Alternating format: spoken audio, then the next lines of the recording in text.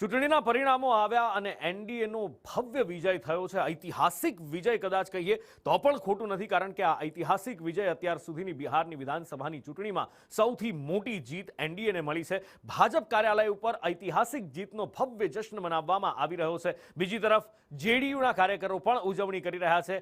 RJD પર વ્યંગ કરતા કાર્યક્રમો પણ અહીંયા દેખાઈ રહ્યા છે। કેટલાક કાર્યકરો આવ્યા છે અને આરજેડી પર વ્યંગ કરતા પણ દેખાયા છે। લાલુ પ્રસાદ યાદવનો એક વેશ લઈને એ વ્યક્તિ આવ્યા હતા। એ કેવી રીતે લાલુ પ્રસાદ ઉપર વ્યંગ કરતા હતા, આરજેડી ઉપર વ્યંગ કરતા હતા, એ પણ અત્યારે દેખાઈ રહ્યું છે। સાથે જ પટનામાં ભાજપની ઉજવણીને મુખ્યમંત્રી નિવાસ સ્થાન પાસે બિહાર કા મતલબ નીતિશ કુમાર લખીને ઉજવણી કરવામાં આવી છે। આવા હોર્ડિંગ્સ પણ દેખાઈ રહ્યા છે। જો કે હોર્ડિંગ્સ તો ઘણા સમયથી દેખાય છે। 2022ની ચૂંટણી હતી, 24ની ચૂંટણી નીતિશ સબકે હે એ હોર્ડિંગ્સ પણ હતા। ટાઈગર જિંદા હે એ પરિણામો પહેલા લખેલું સામે આવ્યું હતું અને હવે બિહાર કા મતલબ નીતિશ કુમાર હોર્ડિંગ નજરે પડ્યું।